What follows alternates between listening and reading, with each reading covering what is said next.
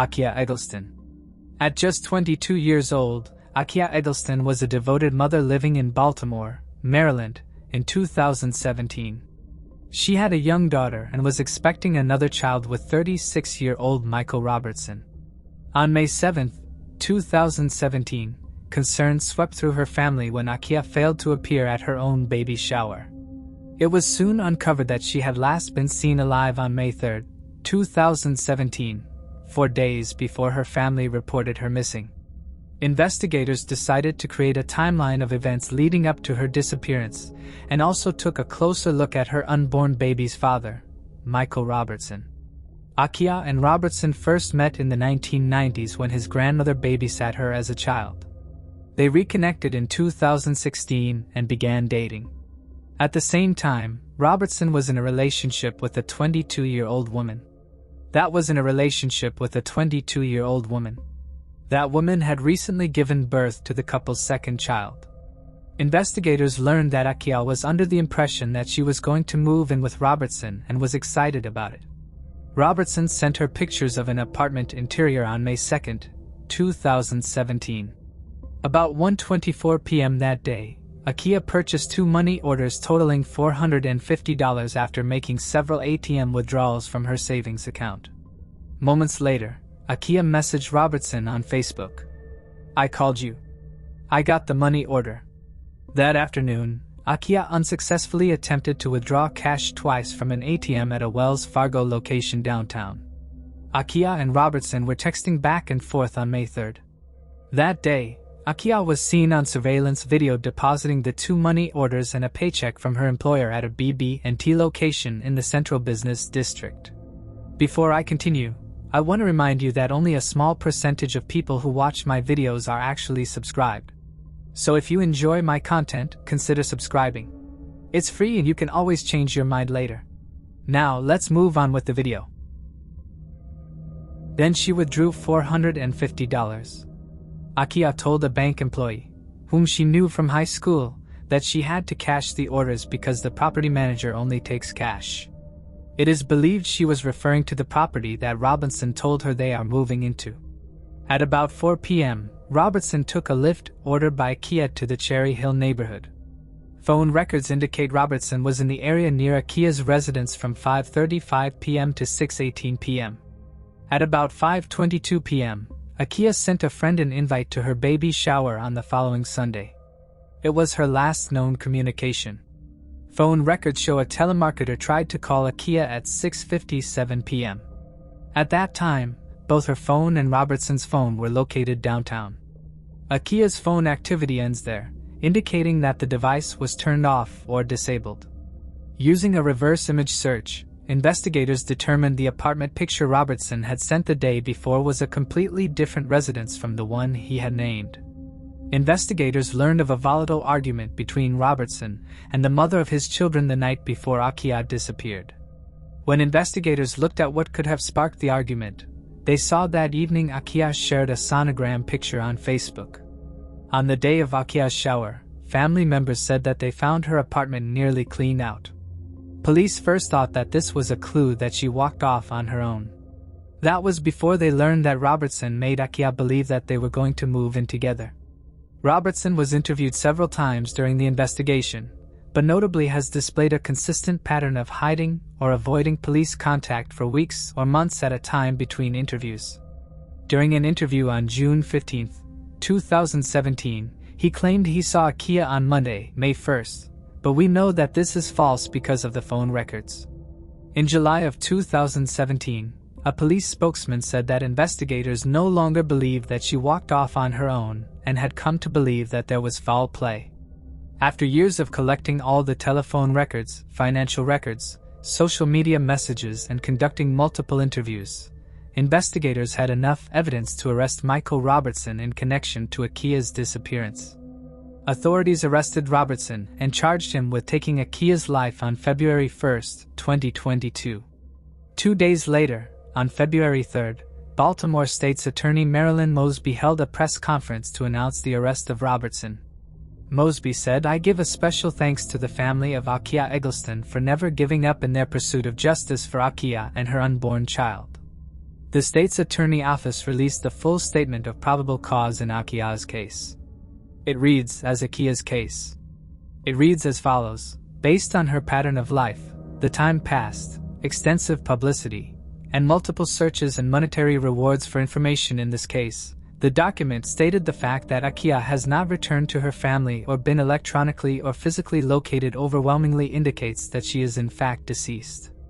The document details Akia's last days as revealed by interviews, financial records, telephone records, and social media communications, and alleges that the investigation revealed the only person with the motive, means, and opportunity to take Akia's life was the purported father of her unborn child, Michael Robertson. While Akia's body has not been found, the statement of probable cause revealed that in October of 2017, following the airing of a local television news report on Akia's case, Robertson's Google searches for "where does Baltimore City trash go when picked up," "Baltimore City dumpster pickup," and "Baltimore City landfill" indicate what may have happened to her remains. Michael Robertson is being held on bond in Michigan, where he currently resides.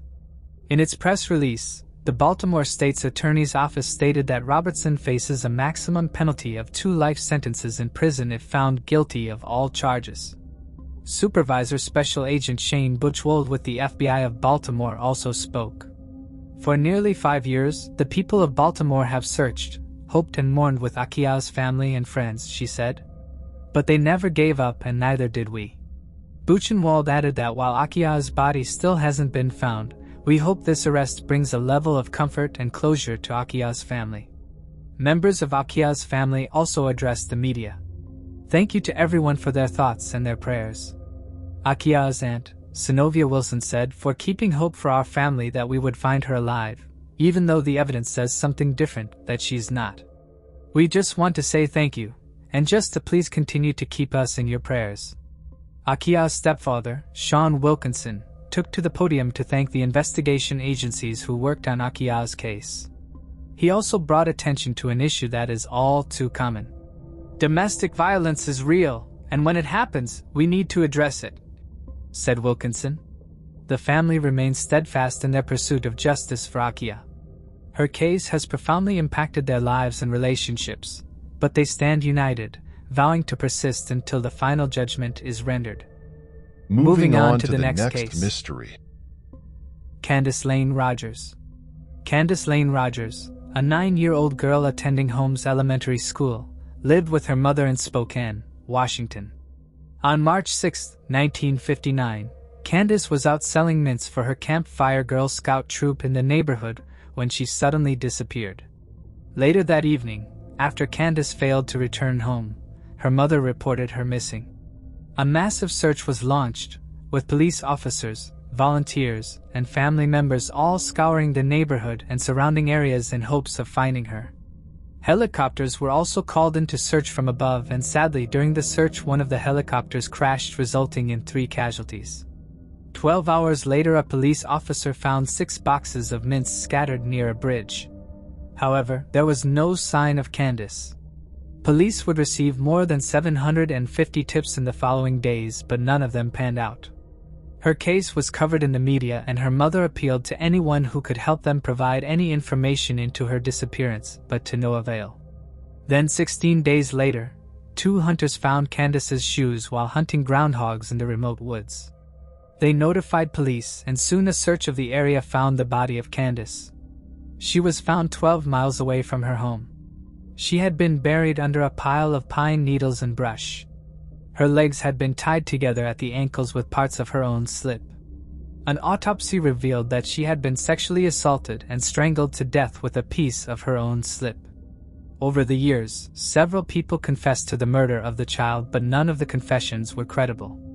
Alfred Graves and James Howard Barnett were considered suspects, but they committed suicide shortly after. The only prime suspect was Hugh Byron Morse. Morse was a convicted serial killer and had murdered 2 Spokane women in a killing spree between 1959 and 1961. In 1955, he was charged for attempted molestation of 28-year-old girls while they were selling Girl Scout cookies in Fairfield, California. He was admitted to Atascadero State Mental Hospital for therapy and released as cured in January of 1957. Moore submitting to killing 3 women but denied that he had anything to do with Candace's murder. In 2001, investigators were able to retrieve an unknown male's DNA from Candace's clothing. A DNA test ruled Morse out as a suspect. Police interviewed multiple suspects over the last 6 decades, but none were ever charged. In 2020, the investigators reached out to a Texas-based company, Orham Labs, who were able to build a DNA profile. The DNA profile was entered into genealogy databases, and investigators found 3 possible suspects. The suspects were all brothers but were already dead. Police learned that only one of the brothers, John Ray Hoff, had had children.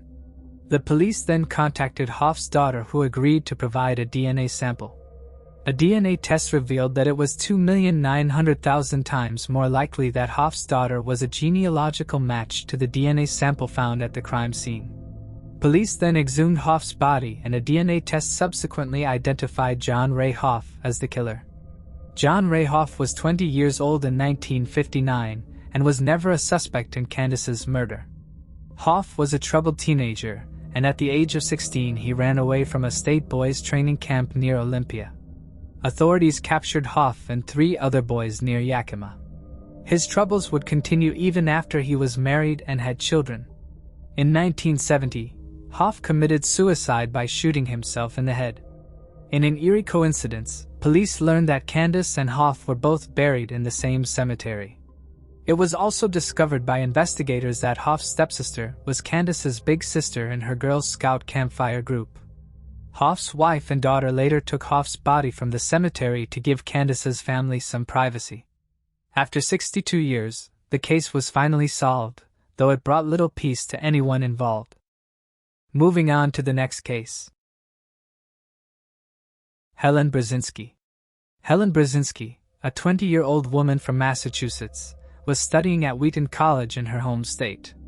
In January 1980, she moved to Colorado to work as an intern at a Denver radio station, embarking on the beginning of her adult life. Helen was living with a friend at her aunt's house in Englewood, Colorado. On January 16, 1980, Helen went to work. After work, she took the bus like usual. She was not seen again after leaving the bus station. Helen's aunt got worried when she did not arrive home and reported her missing. It did not take long for police to find her. Her body was found the next day in a field.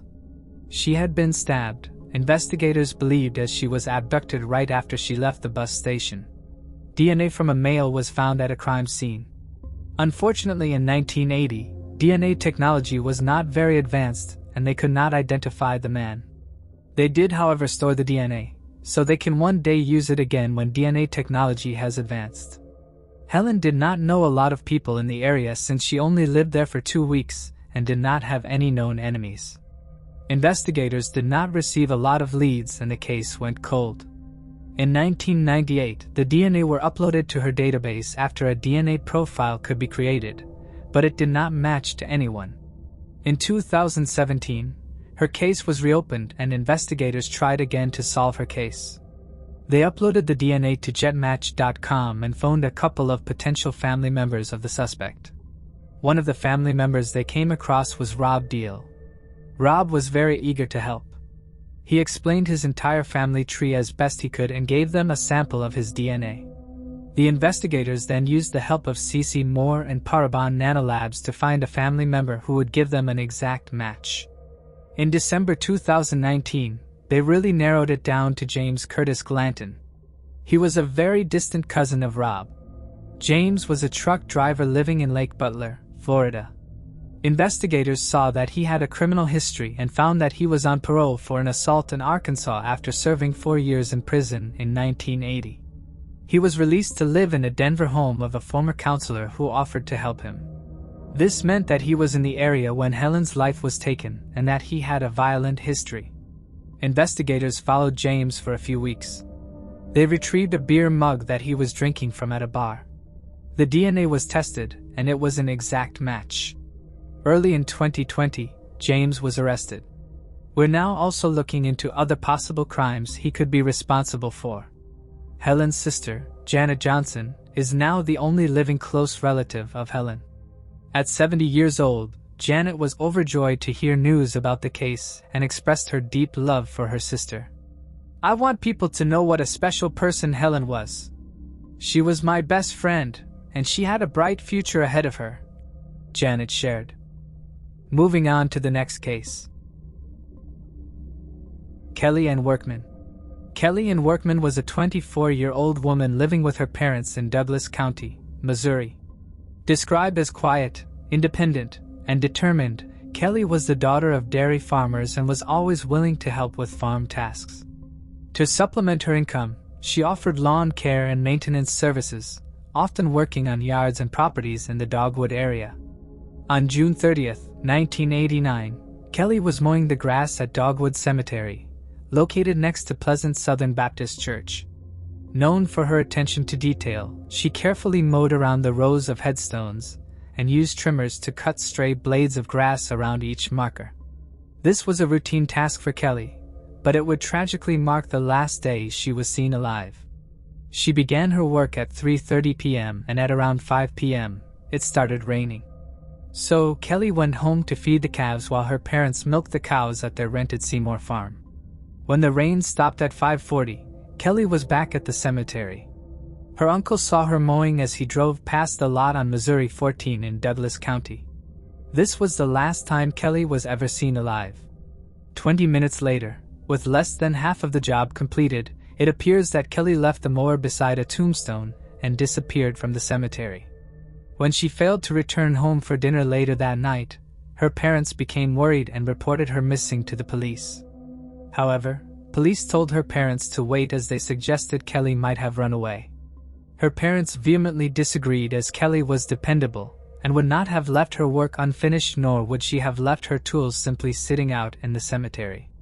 Her parents and friends organized their own searches, and soon, despite suggesting that Kelly had run away, the police launched their own county-wide search in and around Douglas. Kelly's 1986 Oldsmobile was soon found in the church connected to the cemetery's parking lot with its key in the ignition.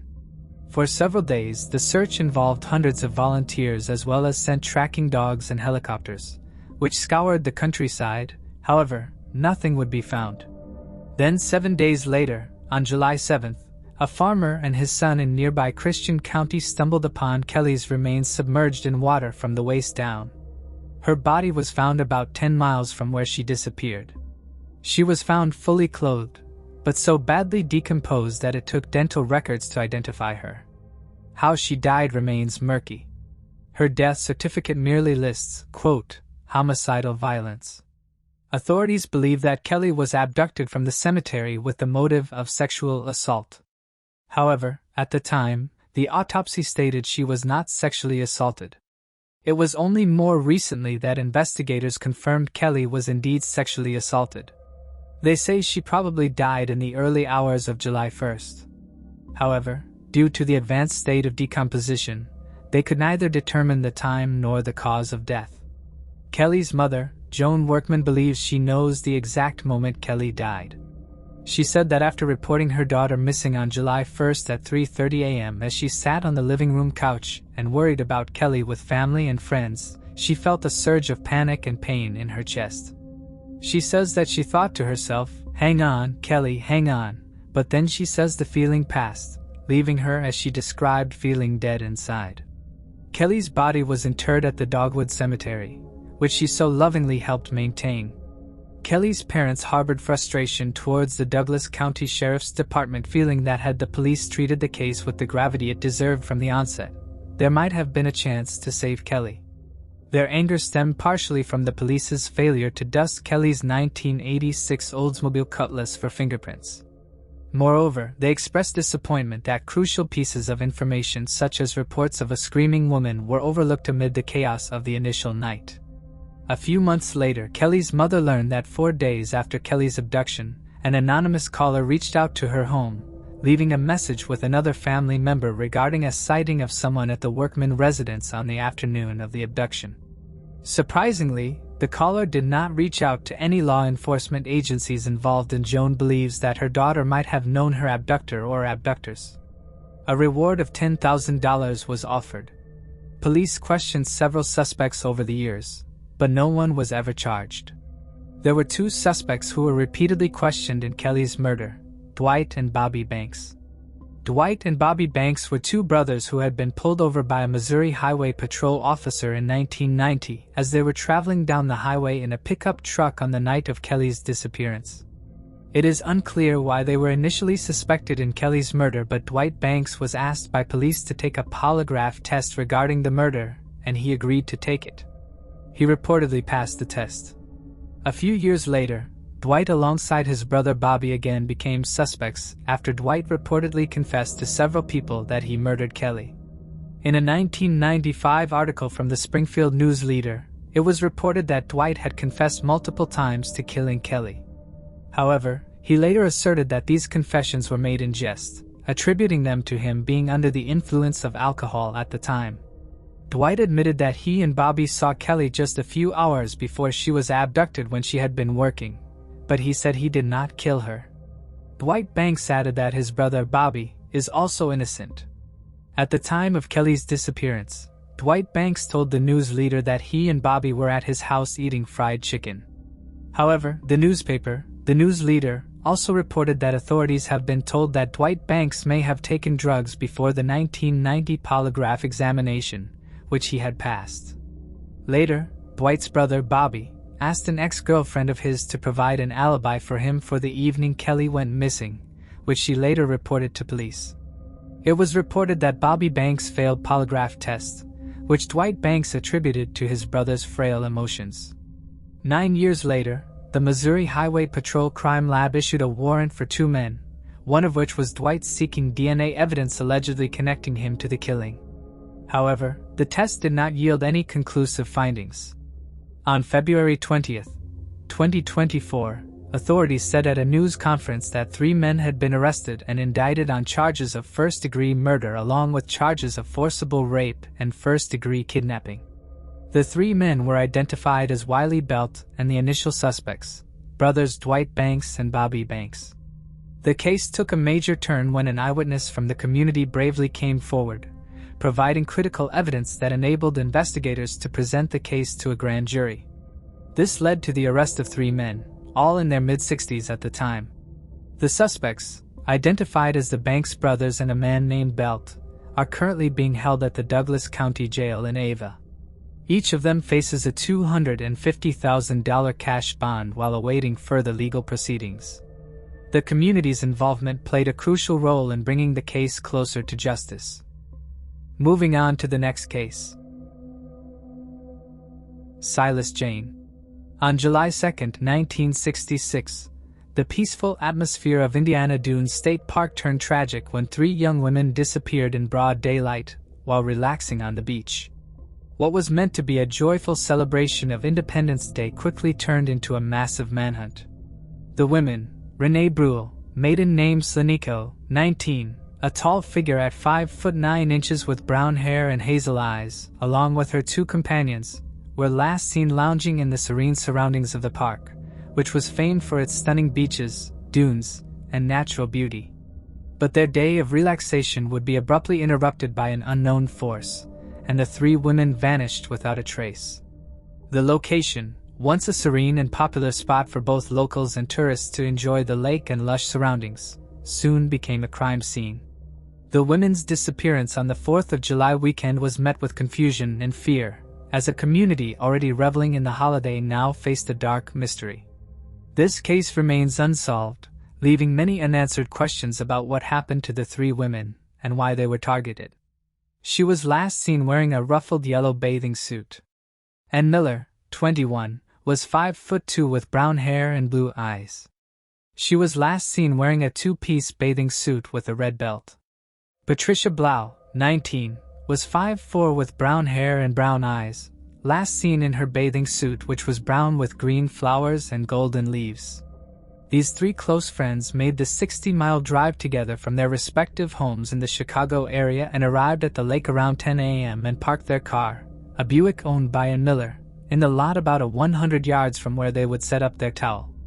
While it was the start of a busy weekend, With the park service estimating 9,000 people in attendance that day, the girls did not go completely unnoticed. A couple noticed them at noon that same day leave their things, including a transistor radio and a jar of tanning lotion on their beach blanket, and enter the waters of the lake. Soon after entering the lake, the couple witnessed the three ladies speaking with a man who was on a 14 to 16-foot boat. Soon after they began speaking to him, they boarded his boat, which had an outboard motor and blue interior, and reportedly they headed west. The couple thought nothing of this series of actions until around dusk that same day, when they noticed all the girls' belongings still laying on the beach where they had been left many hours before. This drew the couple's suspicions, as it seemed the girls had abandoned their valuables, which park rangers would later learn included cash and their car keys, and left them vulnerable to theft. The couple was so stricken by the strange behavior of the girls having left their belongings on the beach as night fell that they alerted a park ranger. The park ranger collected the girls' things, including their cigarettes, car keys, and wallets with money still in them, and stowed them safely away at the park superintendent's office, where they sat until the investigation into the girls' disappearances officially began. It was Renee's father who first raised the alarm of the missing woman, when by July 4th, 2 days later, he hadn't heard from them. Renee had specifically planned on being back before the evening of July 2nd, as she stated that she had intended to cook dinner for her husband. After families of the three women filed missing person reports, park rangers went searching for the car that they arrived in and found it still sitting in the same parking space in the parking lot. Once an official search started on July 5th, more witnesses came forward having recalled seeing the girls boarding a boat. One beachgoer offered his camera footage from the day, and based on those reels, police were able to pinpoint 2 boats that they believed could be involved. One was a 16 to 18-foot boat captained by a single man fitting the witness description of the man the women were seen speaking with, tan with dark hair. The other was a larger boat, 26 to 28 feet, being operated by 3 men. Both boats showed in the camera's footage had 3 female passengers on them, matching the features of the ladies, so both were considered possibilities. In fact, authorities believe that both images, taken almost 3 hours apart, could be of the women, as some witnesses say the smaller boat dropped the girls off on shore where they may have been seen eating and walking in the sand, before being approached by a separate unknown male. After talking to this separate man, all 4 were picked up by the other larger boat, a cabin cruiser, this time with 2 other men on it. Many believed it was strange that Renee's husband of 15 months didn't call in a missing persons report sooner. Rumors circulated after a note was found in Renee's purse from that day, addressed to her husband. The note complained that the husband had his priorities misaligned and that he spent too much time fixing hot rod cars with friends, and not enough time on their marriage. Friends and family of the couple, though, say there were no major marriage problems, and that Renee probably wrote that note when she was feeling angry in order to vent, and the fact that it was still in her purse confirms she never gave it to her husband. Renee was the only married woman of the group, but not the only one with personal problems. And Miller had told friends a few days prior that she was 3 months pregnant. She discussed her plans to enter a house for unwed mothers. She had been having an affair with a married man and, therefore, could not be with him. It is also rumored that Patricia, the third friend, was also pregnant, also by a married man.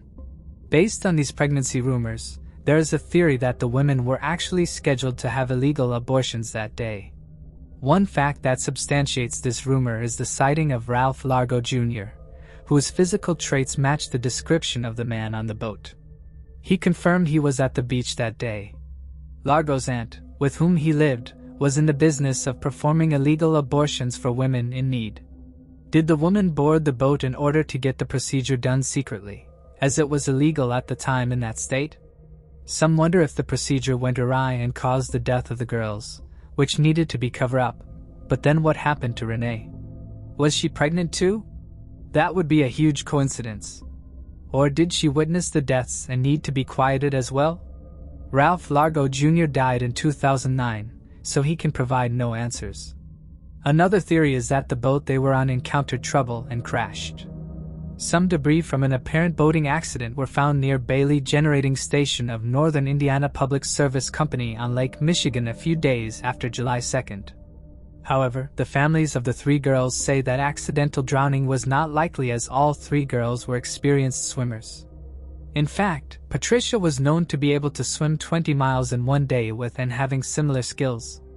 There's another angle to this case, the so-called horse syndicate connection.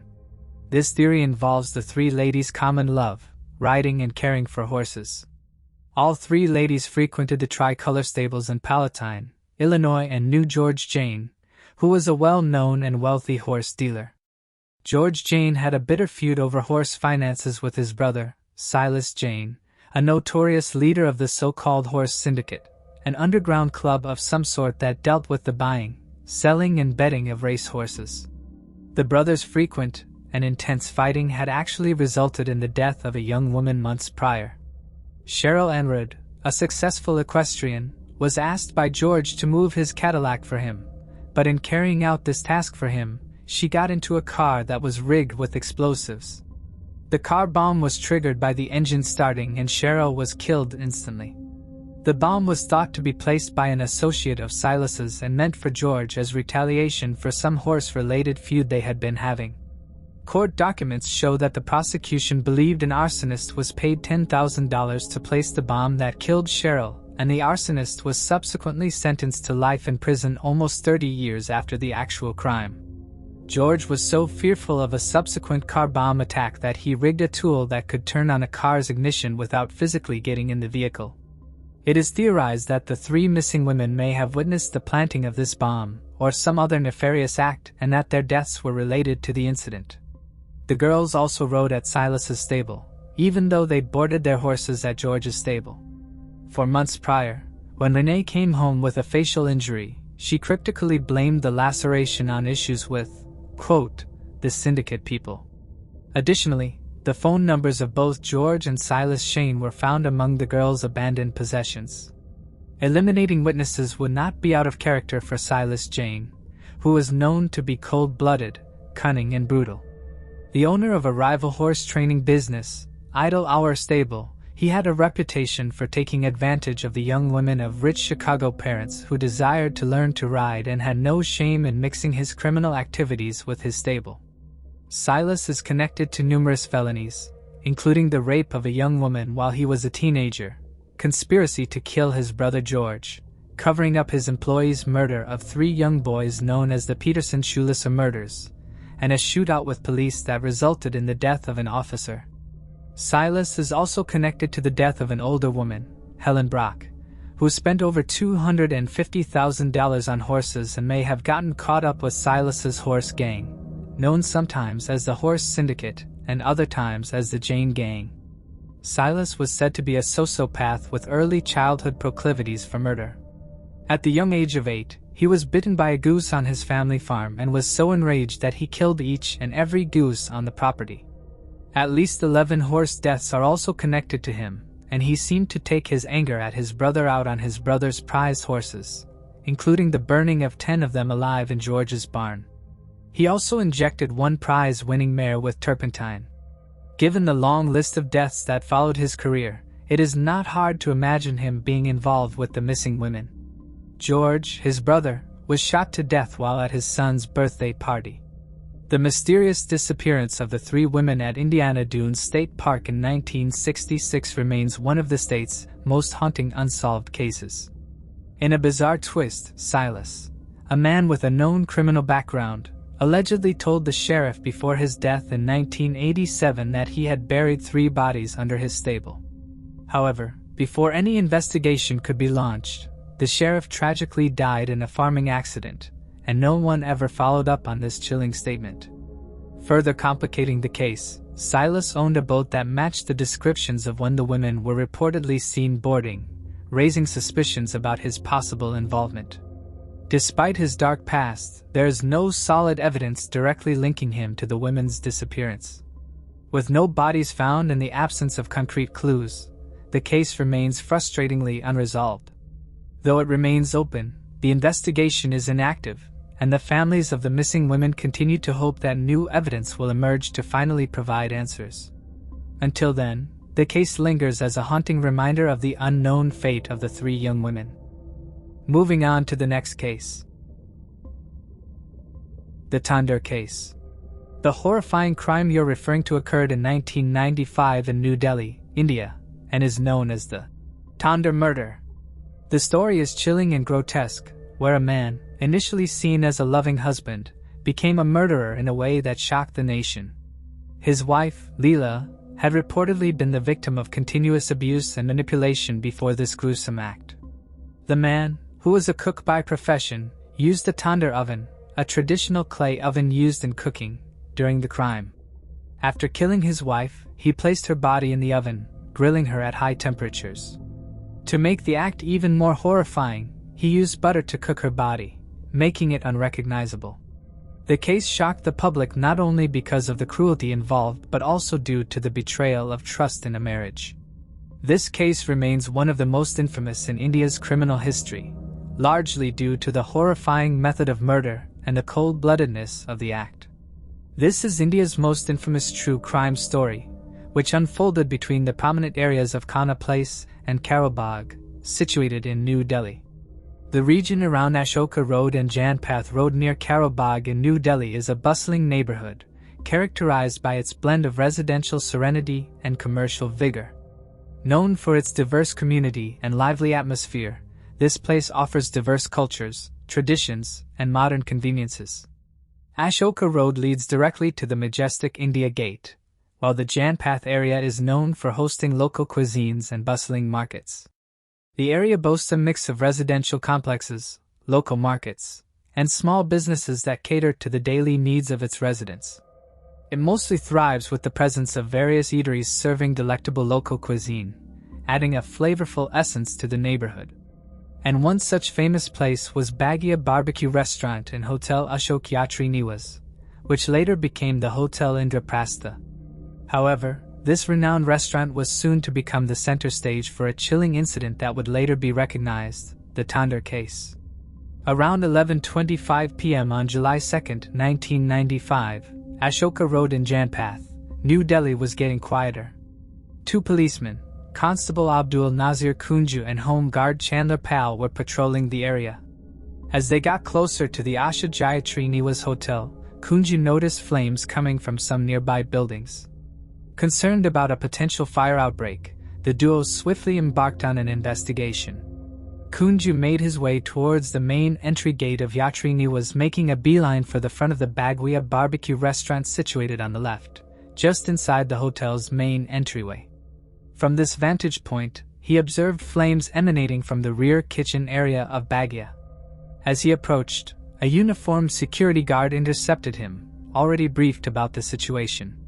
The guard explained that the fire originated from ignited wastepaper and cardboard near the outdoor tandoor, reassuring Kunju that everything was under control and there was no cause for alarm. Satisfied with the explanation, policeman Kunju and Chan Pal proceeded to walk away towards Jump-Off Lane. As they began to move, Anura Devi, a middle-aged vegetable vendor often seen showcasing her produce beside the Mother Dairy milk booth at the lane's entrance from Ashoka Road, hurriedly approached them. With her voice trembling in fear, Anuru exclaimed about the hotel being on fire. Her panicked outcry had attracted the attention of several men nearby who also began to raise the alarm. Kunju realized how serious the situation had become upon seeing the size of the fire. The flames were already clearly visible from the lane, showing that it was more than just a small fire with thick smoke soaring high, reaching to about 30 to 35 feet above Baghia's outer wall on Janpath Lane. Kunju and Chanda hurried back to the closed restaurant's entrance. By that time, Kunju started quietly cursing as he expressed his frustration, mentioning that those involved were attempting to burn the entire hotel down. Kunju then moved beyond the hotel entrance and approached the canvas screen situated in front of the Baghia barbecue. Upon lifting the screen and gazing into the dimly lit restaurant, he encountered a slender man, approximately in his late 20s or early 30s, standing about 5 foot 10 inches tall and attired in a white kurta, a traditional Indian garment. This man casually informed Kunju that they were just burning some old posters and reassured him that the fire was under control. He mentioned that they had taken adequate precautionary measures, and there was no reason to worry. Despite the man's reassurance, Constable Kunju remained unconvinced. He left Chandra Pal near the hotel and quickly made his way to a nearby phone booth, only to find it closed. He then jogged towards the police picket situated at the rear of the Western Court complex located a couple of 100 meters away. Once there, he urgently relayed a wireless report of the fire to the Connaught Place police station and made calls to the police control room and the fire brigade requesting immediate assistance. Upon his return to the hotel, Kunju was dismayed to witness that the blaze had escalated during his absence, with thick smoke rising high above the hotel complex. With Chandra accompanying him, they marched towards the entrance of the restaurant and assertively demanded entry to inspect the fire. Once more, the men at the restaurant refused to allow him entry. Determined, Kunju wouldn't be discouraged this time. Pretending to retreat from the Bagdia, he and Chandrapal exchanged secretive words as they walked away together from the front of the hotel. Rushing down Janpath Lane, they swiftly scaled the 7-foot-high wall at the restaurant's rear without hesitation. Clearing the bamboo screen fencing, Kunju managed to enter the covered rear area of the garden restaurant. Without delay, they headed straight for the fire. The fire presented an alarming and disproportionate scene within the kitchen, fueled by a heap of wooden logs, planks, and assorted materials piled atop the tandoor. It blazed with ferocity. One slender man, the same individual who had earlier dismissed Kunju at the front of the Bajia, was actively fueling the flames using wooden beams and bamboo poles. Another man dressed in a blue-printed shirt and a muscular young man stood nearby. At a distance, adjacent to the canvas screen by the hotel's entrance, stood a robustly built man wearing white. Curiously, these individuals appeared entirely indifferent to the foul smell emanating from the inferno.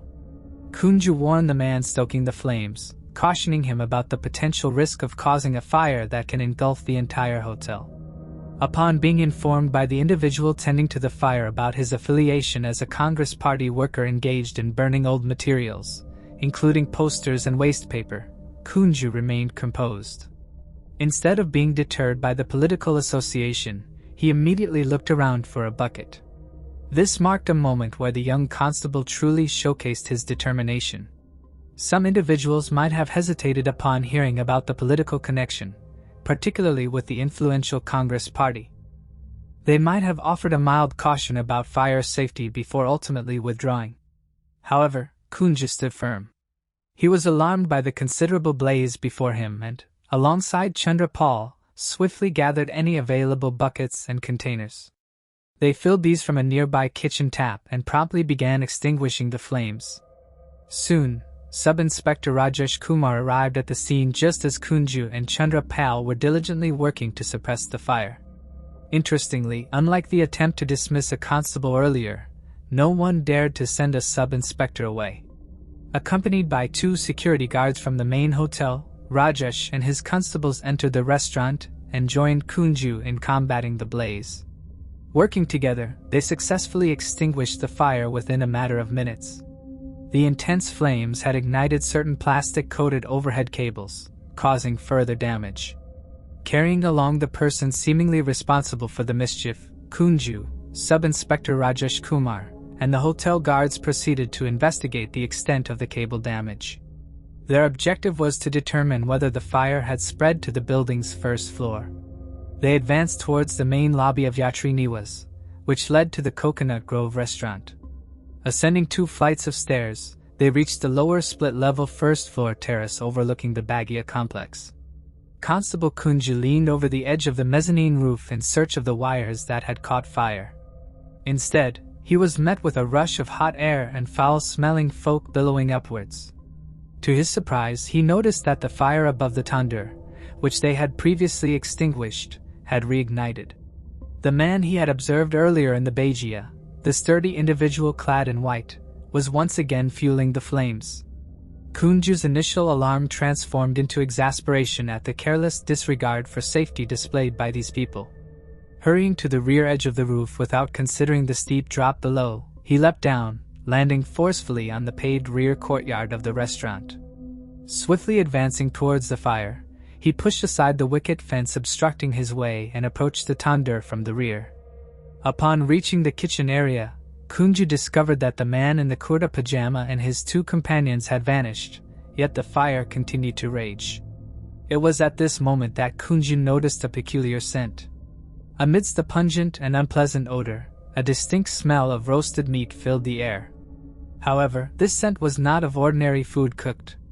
Rather, it carried the unmistakable and haunting odor of burning flesh. When he examined the oven, instead of finding chicken meat being prepared, they came across something profoundly disturbing. The oven contained a human body, dismembered and partially burnt. This unsettling discovery reverberated throughout the city, leaving its residents deeply disturbed and shocked. Now 2 key questions surfaced. Who might the body have belonged to? And who could have been responsible for this gruesome deed? And so began the quest for information regarding the disturbing Tandoor Khan. The dismembered and burned body parts underwent testing. And upon receiving the results, the victim's identity was unveiled. She was 29-year-old Naina Sahini. Naina, a Congress worker in New Delhi, was married to 34-year-old Sushil Sharma, who was also a youth Congress leader. The initial post-mortem conducted at Lady Hardinge Medical College in Delhi concluded that the cause of death was burn injuries. Subsequently, a second post-mortem was ordered by the Lieutenant Governor of Delhi. This examination was carried out by a team of 3 doctors from different hospitals led by T.D. Dogra. During this examination, 2 bullets were discovered in the head and neck region, leading the conclusion that the cause of death was due to firearm injuries. Now, as per protocol, the police intended to meet with Sushil Sharma, but he was nowhere to be located. However, the same fate did not befall the man who was involved in burning the remains at the hotel. The individual responsible for burning the remains was apprehended and identified as Keshav Kumar, the restaurant manager of the Bagia Hotel. It didn't take long for him to disclose the identity of the other person involved, who indeed turned out to be Naina's husband, Sushil Kumar. The case seemed close to resolution almost immediately upon the initial disclosures, yet the grim and sinister nature of this case cast a long shadow over the city, leaving a haunting impact for a prolonged period. A few days later, on July 10, 1995, Sushil Sharma surrendered. Now all that remained was to uncover the events that transpired on the day Naina was killed and ensure that justice was served. During the interrogation, it was disclosed that Sushil and his wife, Naina, had a friend named Matlab Karim. Matlab and Naina had been classmates and were colleagues in the Congress Party, sharing a close bond. However, Sushil disapproved of Naina's friendship with Matlab. Arguments frequently arose between the couple over this issue, but his possessiveness took a much darker turn on the night of July 2, 1995. On that tragic night, upon returning home, Sushil encountered Naina conversing on the phone while consuming alcohol. As Naina noticed Sushil's presence, she ended the call abruptly. In a fit of anger, Sushil redialed the phone and discovered Matlab on the other end of the line. Enraged beyond control and despite Naina's attempts to explain, Sushil fatally shot her. Subsequently, he wrapped the body in a plastic bag, placed it in the trunk of his Maruti 8100 car, and proceeded to transport it to the Bagia barbecue restaurant and conspired with the restaurant manager, Keshav Kumar, to dispose of it. Naina's body was dismembered and then incinerated in a tandoor oven. With this information gathered, along with a few DNA tests to confirm the killer's identity, Sushil Sharma was soon to face the legal proceedings in court. The Delhi police conducted an investigation into the case and submitted a charge sheet on July 27, 1995 in a sessions court. Subsequently, on November 7, 2003, Sushil Sharma was sentenced to death, while the restaurant manager, Keshav Kumar, received 7 years of rigorous imprisonment. Sushil appealed against the district court's verdict in the Delhi High Court, yet the High Court upheld the decisions made by the lower courts. His death sentence was subsequently confirmed by the Delhi High Court in 2007. However, in 2013, the Supreme Court commuted his death sentence, citing the absence of evidence that Sushil had dismembered his wife's body. On October 8, 2013, a 3-judge bench consisting of Chief Justice Satya Sivam and Justices Ranjana Desai and Ranjan Gogoi upheld Sharma's conviction. The court reduced his death sentence to life imprisonment due to Sushil's lack of a prior criminal record and the nature of the crime. Although both the trial court and the High Court had ordered Sushil Sharma's execution, the Supreme Court modified the sentence stating, "It is not a crime against society, but a crime committed due to his strained relationship with his wife." On December 21, 2018, the Delhi High Court issued an order for the immediate release of Sushil Sharma. The court questioned whether a person could be detained indefinitely for a murder offense even after completing a designated sentence. However, by that time, Sushil had already been released after serving 23 years in jail. According to Sushil, if he hadn't committed the crime, he believed he could have potentially become a union minister. After his release from jail, Sushil appeared to have changed as a person, yet one cannot really know the truth that lurks beneath the superficial demeanor. The hero who made justice possible, policeman Kunju's life had taken a turn. Kunju, speaking to Times of India, mentioned that he had received only 5 rupees as his reward for his brave actions. Despite making headlines in various media outlets, he now sees the incident as a brief moment of attention. Kunju claimed that the Delhi police did not acknowledge or value his policing abilities, quick response, and vigilance. He opted for voluntary retirement in 2012 and relocated to Kerala to care for his unwell mother. The 51-year-old retired officer shared that while he received an out-of-turn promotion, he was deprived of all the accompanying benefits associated with it. He mentioned being denied a salary increase under the 6th Pay Commission, highlighting that even lower-ranked constables who joined after him were earning more. Despite holding the position of head constable, Kunju stated that his requests were consistently rejected. On the night of the discovery, Kunju discovered a blood-stained plastic bag nearby containing the remaining parts of Naina's body and was threatened by Sushil and Keshav Kumar. The story you're referencing seems to revolve around a complex case where emotions, power dynamics, and societal pressures played significant roles.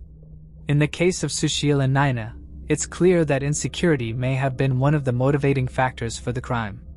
However, there could have been other underlying reasons, such as jealousy, a sense of betrayal, or even external pressures that pushed Sushil to commit such a violent act. People who feel threatened by someone, whether it's a partner, a colleague, or an acquaintance, can sometimes act out of irrational fear or possessiveness, leading to tragic consequences. As for the punishment, whether Sushil's sentence was fitting or should have been a death sentence is a matter of perspective. The justice system often aims to balance retribution with rehabilitation, though in cases involving violent crimes, the victim's family and society may feel that a harsher punishment is warranted. Death sentences, however, are controversial and often debated, as they raise ethical concerns about fairness, the potential for wrongful convictions, and the impact on society. Ultimately, the severity of the punishment should reflect not only the crime but also the values of the legal system and society at large. What do you think about the balance between justice and rehabilitation in such cases? Should personal insecurities ever be considered a valid reason for such extreme actions? Moving on to the next case. William and Ina Campbell. William and Ina Campbell, a couple in their 80s, lived peacefully in their home on Jackson Road in Clarksville, Tennessee, in 2010. On January 29, 2010, their neighbor, Daniel Champagne, who had a close bond with the Campbells and considered them like second parents, tried calling them several times. Daniel, who also had a key to their house, became concerned when he couldn't get in touch with them. So when they did not answer any of his calls, he went inside. He found that the house had been ransacked. The kitchen cabinets were all open. Daniel also made a gruesome discovery. He found William and Ina in their bedrooms, each with a gunshot wound to the head. They had medical issues and slept in separate beds. Ina still had her oxygen tube inside her nose when he found her. It was determined that their lives were taken while they were sleeping. Neighbors told investigators that this is strange, as their dogs would have barked if a stranger came in and woke the Campbells up. It led investigators to believe that the person responsible knew the dogs and the couple. Their adopted son, William Roger Campbell, then became a person of interest. It was speculated that he would gain financially from the crime. No evidence that he took his parents' lives could be found, however, and the case went cold. Then, on June 21, 2021, William Roger Campbell was arrested at his home in connection with the case and taken to Clarksville. He was taken to the Montgomery County Jail. Investigators did not initially give the reason of why he was arrested, but you have to believe that his appearance does not help his case. Detective Keenan Carlton had this to say: "These were innocent victims. These were people who were beloved by their community. They lived in their neighborhood for a number of years. Their neighbors loved them, and they're all happy to see some resolution." Keenan gave credit to detectives who worked the case a decade ago for laying the groundwork in the investigation, and said a recent review of the case allowed detectives to put the final piece of the puzzle together and arrest Campbell. His trial started in January of 2023. During the trial, it was mentioned how Campbell profited financially from the crime. Bill Campbell's estate was worth well over $130,000 and his wife Ina's estate was over $120,000. Altogether, their sole heir Roger Campbell received $180,000 from his parents' estate. It was also made public that he was seen leaving the crime scene just 40 minutes after police believed Bill and Ina's lives were taken. The fact that the dogs didn't bark was also brought up, as well as the fact that no valuables were touched. Jewelry boxes appeared undisturbed. Lock boxes had not been tampered with. Approximately $2,800 was still there. Checks remained on the dining room table, and most shockingly, the guns were also all there. The son of Campbell, Sean, described having a close relationship with his late grandparents, but had only seen his father a handful of times growing up.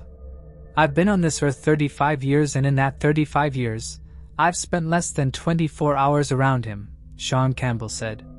After the funerals of Bill and Ina Campbell, Sean Campbell was made aware of an estate auction that took place at the Campbell's residence. According to him, he was never contacted by his father to keep any of his grandparents' items as keepsakes. Linda Campbell, ex-wife of Campbell and mother of Sean, also testified. At the time, she worked at the commissary. On January 26, 2010, 3 days before the bodies were found, Linda was paged to Register 17 where she was startled to see Campbell and his mother, Ina. Before then, she hadn't seen or spoken to him in almost 13 years. Campbell struck up a conversation with her and told her he was in town visiting and would be leaving on 28th. "I thought, why do I care when you're leaving?" Linda Campbell said. She had never been paged by Ina, William, or Roger before then. It appeared as if Campbell wanted to create an alibi.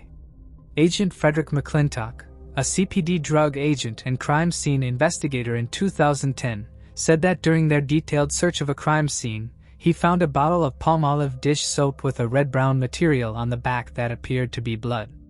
In a field test swab, the material tested positive for blood. Later, this blood was identified through DNA to be Roger Campbell's. Bill and Ina Campbell owned an antique Lenskirch grandfather clock, and according to Andrew Smith, owner of its time clock shop, it was rare. Smith holds a degree in horology, which is the study and measurement of time. He had serviced the Campbell's grandfather clock for many years, visiting the home to perform maintenance annually. When he first laid eyes on the clock, he said he offered Bill Campbell $5,000 for it. Coincidentally, in front of Roger Campbell. Bill turned him down, saying he knew the clock was rare and antique, and he wasn't willing to part with it. In February of 2010, less than a month after Bill and Ina's lives were taken, Smith received a call asking if he was interested in buying the Lenskirch grandfather clock. When he arrived at the Campbell residence, Smith expressed his excitement to the courtroom that he was finally going to be able to buy the clock. However, instead of his normal customers, he was met by Roger Campbell. "I said, 'Where's your mom and dad?' Smith told the court. He seemed nervous and shaky and said, 'Didn't you hear? Mom and Dad were shot in their bedrooms.'"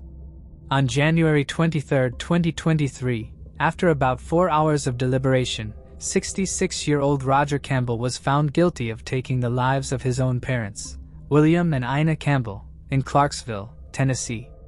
The evidence presented during the trial showed that Roger attempted to take control of his parents' estate by insisting that he was the sole heir and pressuring a neighbor to finalize the transaction. Now, Roger awaits sentencing for his actions. Thanks for watching. I hope you enjoyed exploring these intriguing cold cases with me. If you found the video fascinating, don't forget to give it a thumbs up and subscribe to Cold Case Mystique for more deep dives into unsolved mysteries. Your support helps me bring you more compelling content. Leave a comment below with your thoughts or any cases you'd like me to cover next. See you in the next video, and remember, the search for truth never stops.